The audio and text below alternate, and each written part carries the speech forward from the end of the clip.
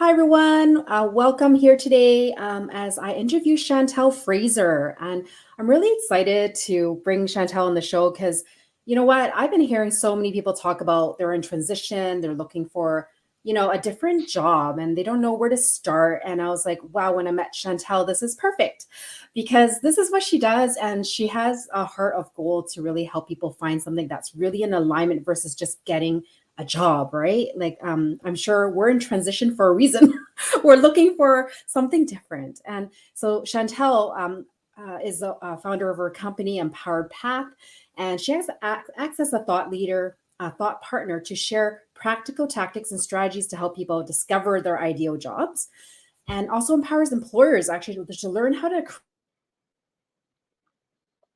retain the diverse workforce. So I love that she's got both sides of the story here. So welcome, Chantel. Look forward to picking your brain. Thank you so much, Tammy. It's an honor to be here with you and to have this conversation. And it's really cool. This is my first live, so thank you for inviting me. Beautiful. Well, there's a first for everything. And you know what? It's like let's shine your gifts and your wisdom and everything you have that you've been supporting people with, because I know you're doing, a great job at this. And so please tell me a bit about like, why do you even do what you do, Chantel? Like what got you started in all of this? What's your journey? Okay, so my journey it starts with my parents. My Mm, parents came from Montreal and in a small town in Saskatchewan. They both joined the Canadian Armed Forces and the Air Force, and they got posted to Germany where they met. So I was born in Germany, and why that's important is because my husband jokes and says I've been in the military all my life because my parents made me while they were both still in the military, and then I moved around and I followed in their footsteps. And I decided when I was 14 years old that I wanted to be in the military, not consciously because that's what my parents did, but because I joined the Air Cadets and I had so much fun there. I thought I could see myself doing this for a career. So I envisioned my ideal career when I was 14, and I went out and set about getting it, went to military college, had a fabulous 28-year career. Fabulous because I enjoyed it 98% of the time. Uh, And by external markers, I retired as a lieutenant colonel, which is a senior officer, which means the military thought I was doing a good job too. And when I decided I wanted to spend more time with our kids, my husband and I have 3 offspring, I was trying to figure out what it was I was going to do. I was used to living in a very structured life. I was used to knowing exactly what my job was and where the parameters were, what I could do and what I couldn't do, how much creativity I could use in my job, how much of my own initiative and things like that. And I was trying to figure out where I'd work. And I actually said something about this to my husband. And for one of the few times in my life I remember being anxious was when I said to my husband, what am I going to do as a veteran? What job am I going to have? And my husband had started his own company a few years before. And he looked at me and he said, so what would your best day at work in your new job be like? So I told him, and I said, I want to be around for our kids when they're not in school. Basically, I'd like to be the mom that takes them to the bus stop, watches them get on the bus, and then does my work during the day. And then I'm there most days when they get off the bus. And my husband said, sounds like you need to be an entrepreneur. There are no entrepreneurs in my immediate family. Like it's just it doesn't happen other than my husband, right? And in his family. So I said, okay, that's what I'm going to do. And I created over the last almost 11 years, I created my own ideal job, starting a business, doing what I loved best, what I consider my gifts. And that's, I love speaking, I love training. And now I even enjoy writing because I can write stories and that makes me happy. So mm, experiencing this joy in creating my own ideal jobs twice, I realized it took me 8 years to realize this with my business, but what really brings me joy is helping other people discover their ideal jobs, mm. whatever those jobs are. So that's why I do what I do, because it brings me joy. Yeah, I mean, it's really interesting, right? Because like you wouldn't think, like coming from where you're coming from and like, going into these different like it really was a journey of exploration. And so it's following what I hear you say as that you followed what made you happy. So I'm guessing this is a really important part of the journey for all of us. And yeah, like it's really narrowed down there to see that it's really not about, you know, you on this side. It was around helping others to get their ideal job. So I think that's super beautiful. So I'm curious, like, so who exactly do you support in this arena? Like, who do you find comes your way most often, and who do you find you love supporting, I guess? I know that we're supposed to niche down and we're supposed to be very specific in who it is that we serve when we're entrepreneurs. My niche isn't a type of person or an age or a gender. My niche is people like me. And it doesn't mean that they have to have been in the military and then become an entrepreneur, but people who know what it is they want to do or have a glimmer, an idea of what they want to do. They're just not sure how to get there. So I found that the people that seem to be attracted to me and to the services I offer and the courses I offer seem to be the go-getters. So there's extremes, right? There's the go-getters in human resources, because that's my background is human resources, who are, you know, the young up and coming new university graduate who's had one job or two and is like, I really, really, really want to go high in human resources, but I'm not sure how to get there. So there's those folks. And then there's the creatives and the dreamers and the people who know what it is they love to do and know what they don't like to do and just haven't figured out how to package that into something that employers will appreciate or into something where they can earn a decent living as an entrepreneur. So I've had people hire me as a career coach and I end up transitioning into a business coach for them and vice versa. So really it's the dreamers who know what they want to do or have a glimmer of an idea of what they want to do and are willing to do the work to get there. Yeah, and I love that, Chantel, because similar to you, I found the same thing. It's really not about one particular target market per se, you know, niche, so to speak, right? It really is, you know, that commonality of people who are, you know, are open and willing, and they have that why to just find something to, you know, to express their dream, whatever that unfolds to, and to have like an avenue, like someone like Chantal, to be that sort of birthing hole, so to speak. I know that's that's the word that's coming up right now. Okay, let's call it a doula. If we're gonna call it Yes, anything, a let's call doula. it. Yes, that is way better word, and I'm okay. I'm okay with saying what's the first thing that comes up. And so yeah, I love that is what I'm saying. And so like I know a lot of people are in this boat. Like even if they look different demographically, what are people like? What is the common challenge of the people like that arrive at your doorstep, Chantel? Just so that people can understand how that looks and that they're not alone, Yeah. and they all come with certain feelings, behaviors, whatever that is. And Kim here is just like saying she fully understands the needs at different steps of her path. So you know we have people that really understand. Thanks for being here, Kim. Yeah, and that's a good point. I had to really think about this because when I meet people that I work with, I get to know who they are and what I call their gifts. So to me, gifts are things that you're good at, that you love doing. And in a perfect world, they're marketable in some way so you can earn a good living with it Mhm. and get the support and the things that you don't like to do that aren't your gifts. What I've noticed a common theme with people that I work with is either they don't recognize their own value or they're chasing some next certification or some next diploma or some next qualification because they feel like if they just get one more piece of paper saying that they're qualified to do something, they're going to get that dream job or what I call an ideal job.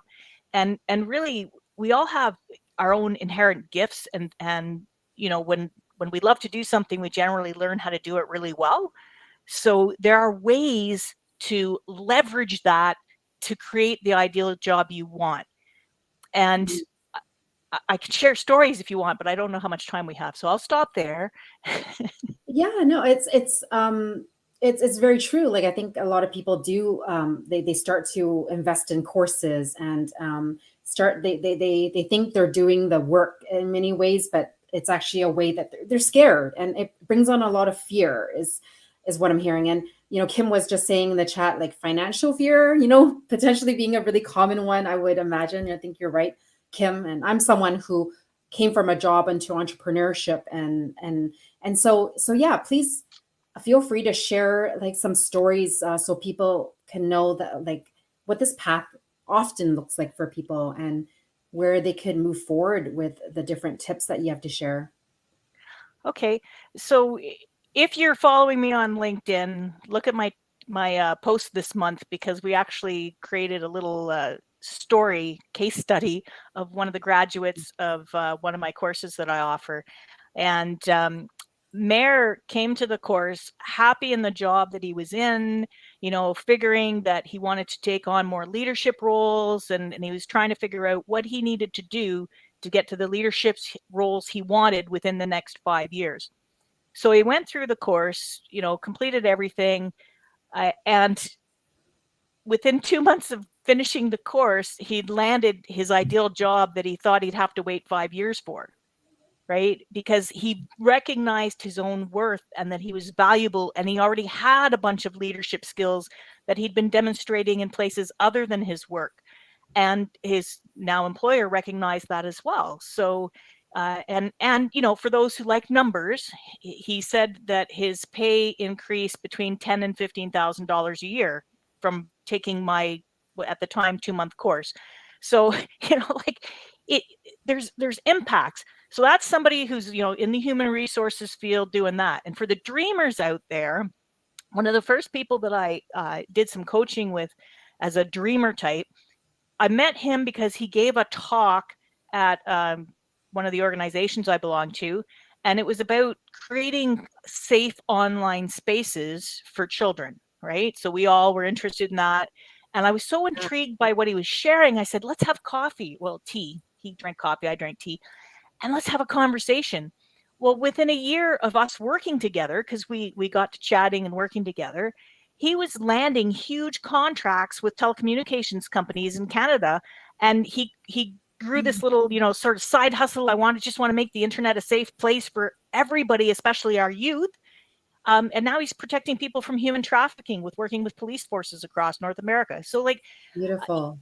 these things happen. And I work with women and non-binary people too. Just the two stories that popped into my head were men. So yeah. Yeah, and good for him. I'm just so grateful that you opened up this. You were the doula for him, and all the impact he is making today. And I'm hearing that yeah, a lot of it. It's like when we're in it, we can't see our own worth, our own gifts. And I'm kind of sensing that one of the things you naturally do very well is that you draw that from people. You look at the patterns and bring it together for someone to align them to their path. Am I correct, Chantal? I really love meeting people. Okay, so I know it's strange. I love networking. I love meeting people, and I love asking questions to learn who they are. And I listen. Okay, and then in listening, I recognize patterns, like you said, and good for you for picking up on that. But I recognize those patterns, and I sometimes, because we have different lived experiences, right? Nobody can know everything. I'll see opportunities for people, and I'll ask them, have you considered doing something like this? Have you considered being a speaker for pay, right? Because there's a lot of people who will speak for free, and that's great. But when you're trying to earn a living, it's nice to get paid too, right? So I ask a few questions. I do a lot of listening, and I like to think of myself as a thought partner, like you said in the introduction, because it's not all about me. It's about the people I'm helping and learning what their gifts are and helping them identify opportunities that work for them. Mm. Yeah, that's ringing so true. What can one create when they know what their gifts are, and they so have someone that's sort of cheering them on and saying, yeah, this is your gift, okay, like let's own up to it. And so I think that's super beautiful. And so someone's like new on this journey on discovering their ideal job, like whether they're still in one or they don't have one right now. Like what are some of the tips and hints, best kept secrets that you have to share with the audience today?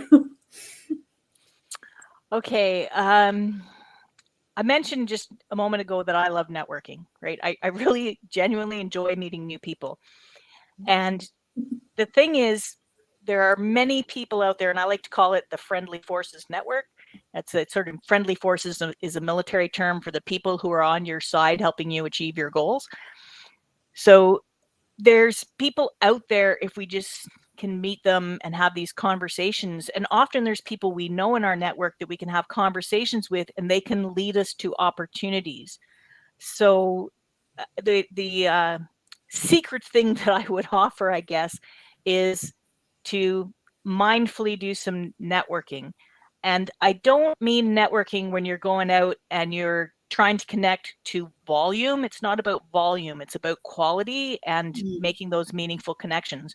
And I care about it so much that the free course that I offer is called Networking, Identifying and Connecting with Friendly Forces, right? So it's a 20-minute video of a talk I've been giving for at least 7, maybe 8 years now. And it started off that it was something I gave to military people and their families, was as the military members were starting to think about becoming veterans. So it's why a little bit of the military terminology. But they enjoy it so much, I go back twice a year, right?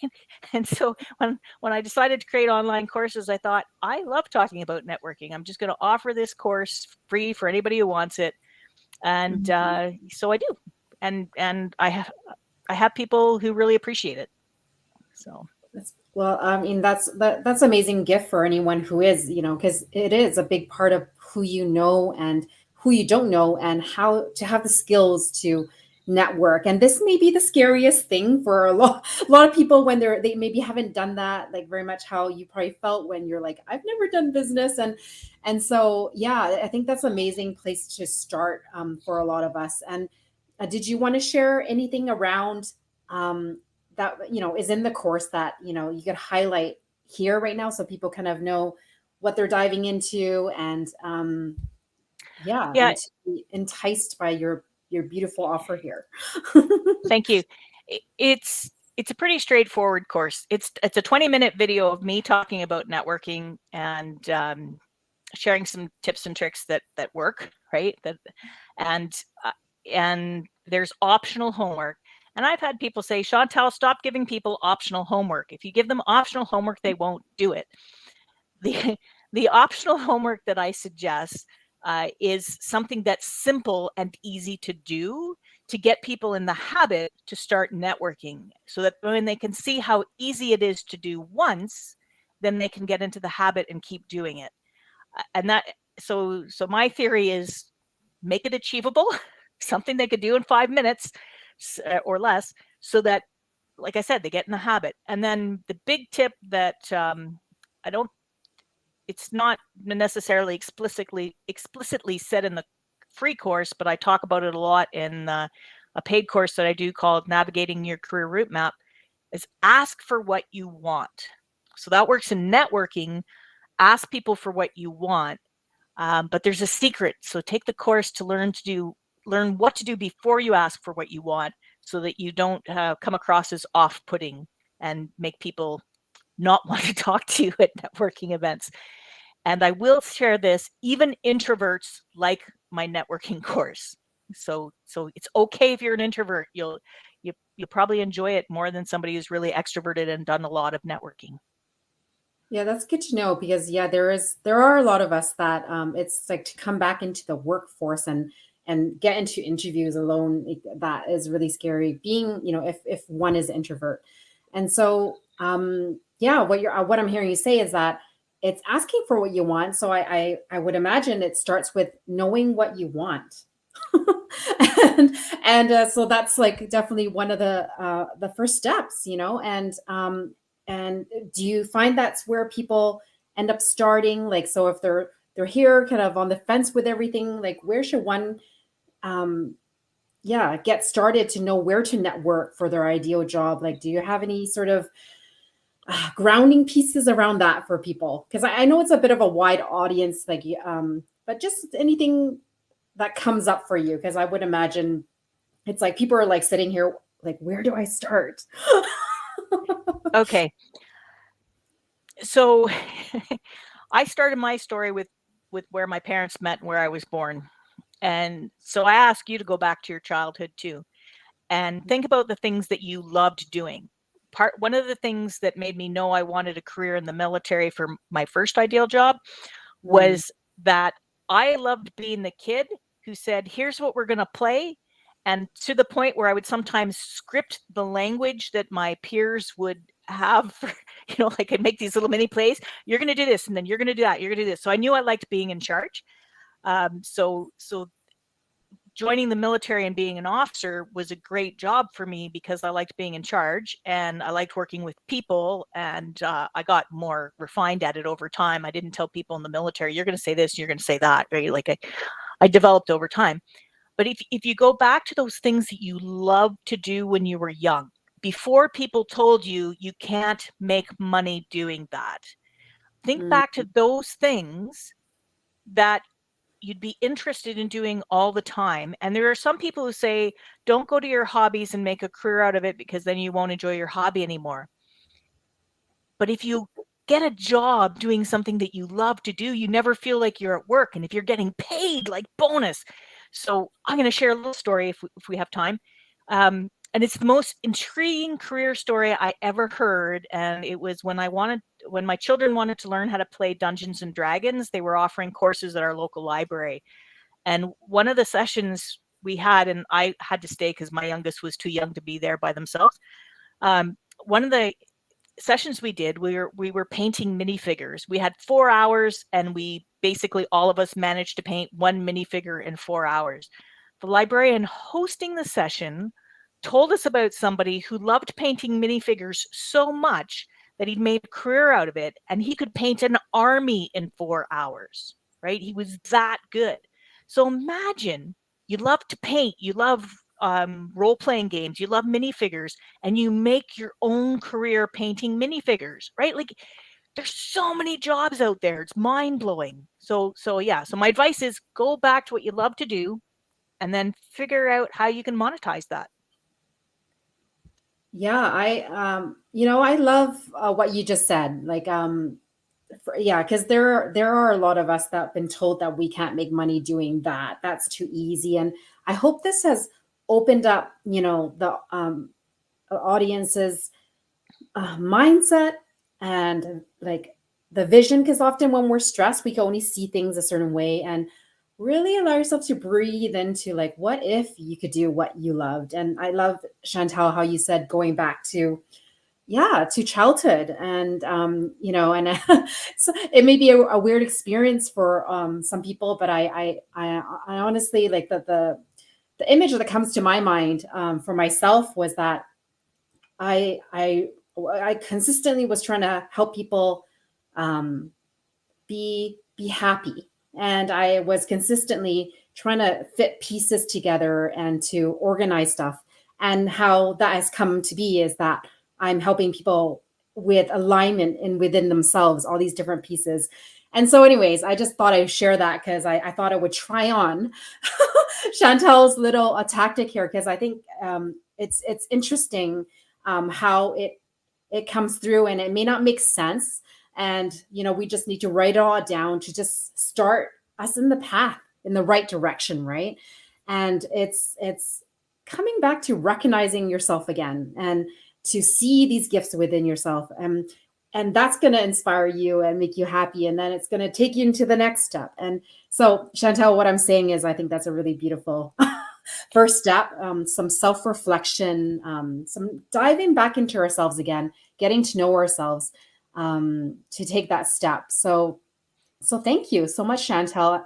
And is there anything else that comes through that you feel like you want to share? Any last words um, for anyone listening right now? And maybe you feel complete, but I always like to say that just to wrap things up in case there's something that I didn't ask that you want to share.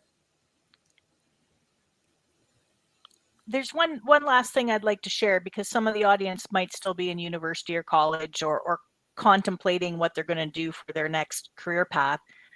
Is when you're figuring out what you want to study, what you want to learn more about, it could be formal education, it could be informal education. Choose the things you're genuinely interested in, because as a human resources person, I'm here to tell you, we don't know what the jobs are going to be in 5 years. So study what you love and enjoy, because you can figure out the job when you graduate. Yeah, and I love the different viewpoints you're given here. And for, me as a parent, like just listening to this and hearing that, yeah, like really just letting my daughter like explore and do what she loves, versus like, oh my goodness, what's going to happen with the AI world or whatever comes through the mom's mind. But yeah, I really hope that this our conversation with Chantal here has really opened up your mind to look into places that maybe you couldn't see before today. And it is all about networking. Sometimes knowing the right people, but networking, you never know what that person knows, who they know and what they know. And so networking and getting yourself out there again. I know it's scary. Sometimes some of us will find just a lot of value from Chantal's course and maybe fly with it. And some of us might need a bit more hand holding. So whether it's with Chantal or someone else, really don't hide out. I mean, I know there's all this pressure to perform and do something. And yeah, I just wanted to speak those like words into the space for all.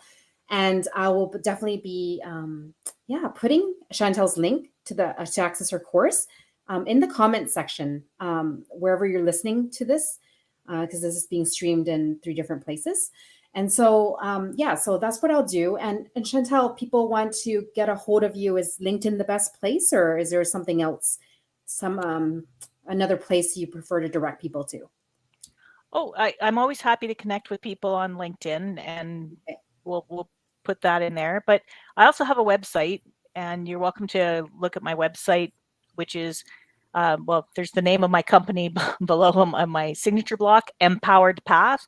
So my website is empoweredpath.ca, and there's a little bit about all sorts of things I do, including 4 blogs on job tips for job seekers. So look at job seekers posts and you'll come up with a bunch of different posts about things you might want to think about as you're looking for jobs. Yeah, beautiful. Because some of us are readers, so that's a great place to just read the post. And you also had a case study you spoke about earlier, that the most recent one that was put out Yeah. on LinkedIn. So if you're looking for a job, LinkedIn is probably a good place to be for you. So, Yeah. but yeah, thank you so much, Chantal, for being here, for allowing me to be your first interviewer. And to really share your knowledge and really start people in the right place, because I think a lot of people start without looking at what they actually love to do.